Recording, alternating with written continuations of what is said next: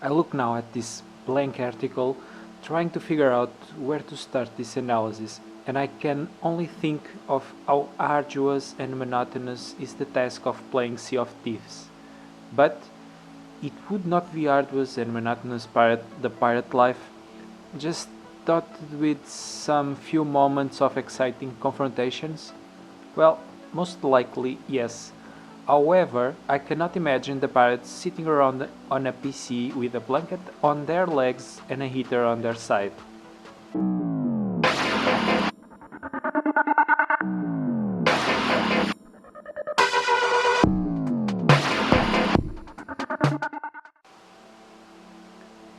Sea of Thieves is a game that tries to represent pirate life. We play in first-person perspective in a medium-sized open-world map. Our mission is to do whatever we want, or alternatively, to complete the missions that are given to us by the three different factions in the game. Gold Orders, who gives us a map to search for treasures.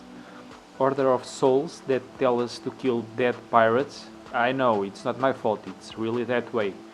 And the Merchant Alliance, that tells us that tell us to do that very piratey task there is to catch chickens and pigs.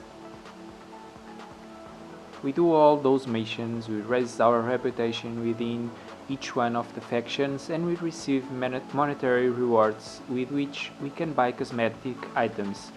Briefly, well, or not, this is the story of the game.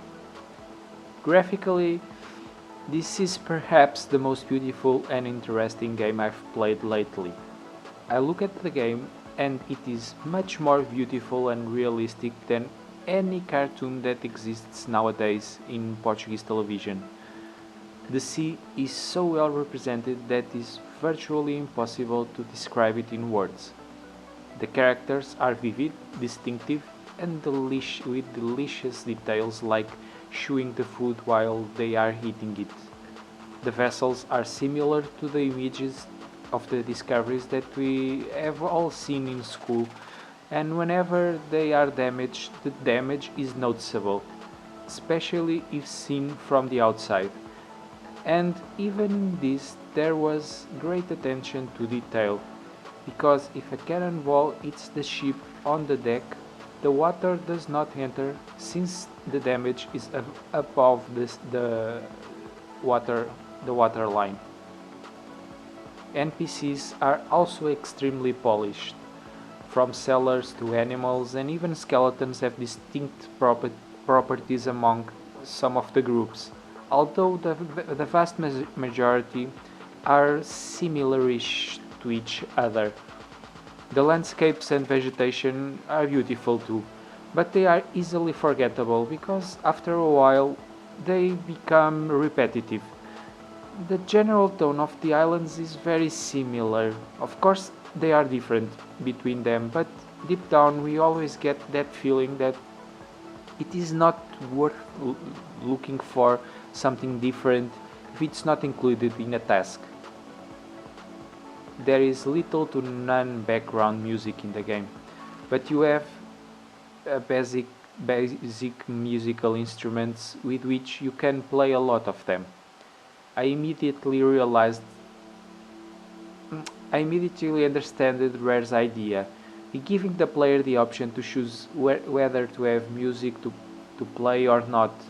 However, for personal tastes, I prefer any background music to someone running around me annoying me with a harmonium playing different songs.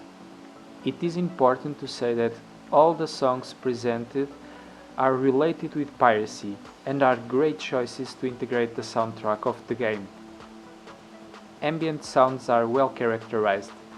The sea ones remain sublime, almost to the point that I have to say that the bulk of the investment of this game was right there, at the sea. Any animal or skeleton produces a sound, and they are all well made. The cannon, pistols and swords sounds are also very well represented. And when we are hit by cannonballs, there is a characteristic sound we hear on the boat. which is different from the sound we hear when the boat hits the land or the rocks. There was no temptation to use the same generic sound for everything. Again, the importance of detail. I admit that I was anxiously waiting for this game after following the successive betas, and maybe that was part of my problem. Very rarely I wait for a game. Normally it comes out and I buy it a year or 2 years later for a fraction of the price. But now with Game Pass I could play it from day one, and probably that fact got me more excited than I should have.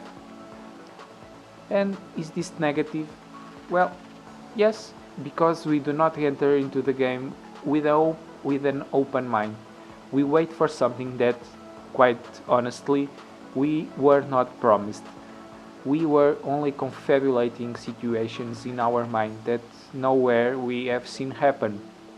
So let's go to the game then. Getting into the ship with 3 more stooges, it's an extremely entertaining situation. Someone proposes a trip, there is always one that wants to go to the helm, the others control the sails or the anchor, or they listen to the horizon to look for enemy ships. In the first trips, everyone sings, dances, and makes noises that will probably be a hybrid between the Pirates of the Caribbean and a orangutan with a toothache. But everything goes well enough, we all have fun, we do missions, we make money, we repeat.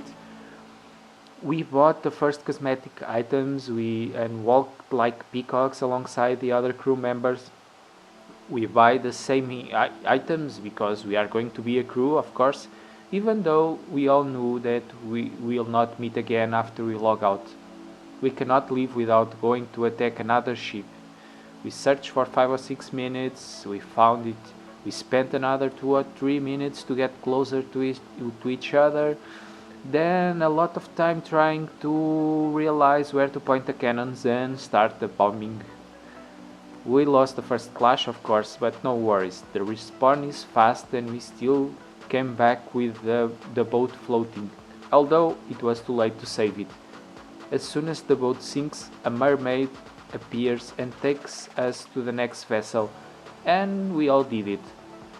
A boat completely new and stocked with materials. Great, we come back. This time we have won.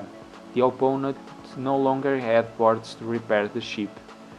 We found out that he had no treasures, only 2 empty cages. Well, probably they were going to get some chickens. Well, that's okay, it was still fun.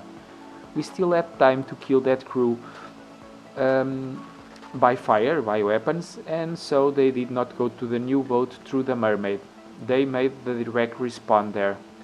Then we tried to win the multiple orders of skeletons to conquer one of the forts, to just earn some more money, why not? But we ended up giving up halfway because we are already in there for almost half an hour, well, and we got bored. Everyone wanted to see the Kraken. We did not find it. I saw him later while playing solo, although I did not get very close. He was entertained with a galleon and I let him stay there. I do not want to go there and break up the fun of the other crew, of course. It was disappointing, I have to say.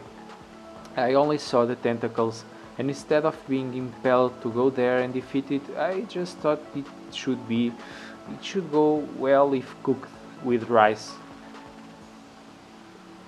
And it was more or less at that stage that I realized I was always doing the same stuff.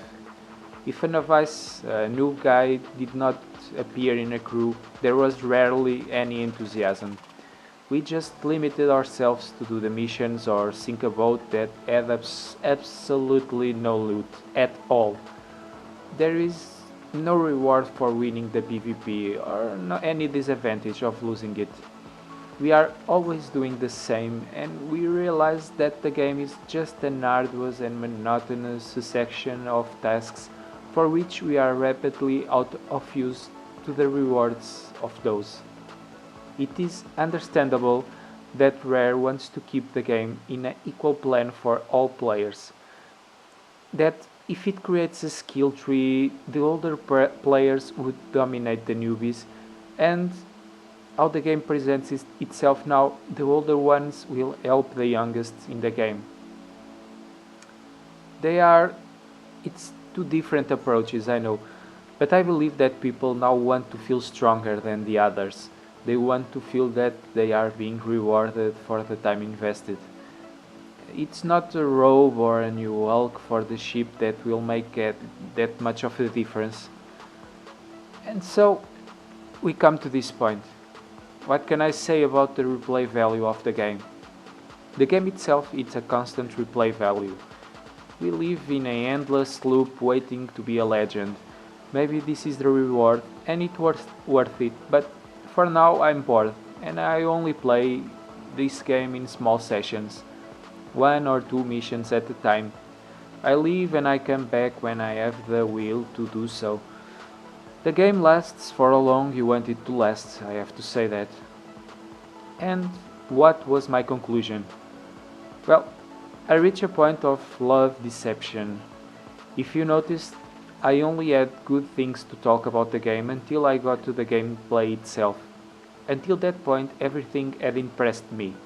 So, it's safe to say that the skeleton, the core of the whole game, is there and its quality is superlative. But there's not enough content to hold this base. Now there are two separate routes that Rare can follow, or Rare works upon its magnificent base and introduces the content to make this game a great proposal, or Rare decides that this is the final product and they let this game as it is. In this state, in my opinion, it is like a beautiful crystal bottle with just poor and cheap wine in the inside. Wanting to be optimistic, since I like this game, it's much easier to have content that work across all the core of the game. So let's hope for the best, that as it is, we have nothing special to play here.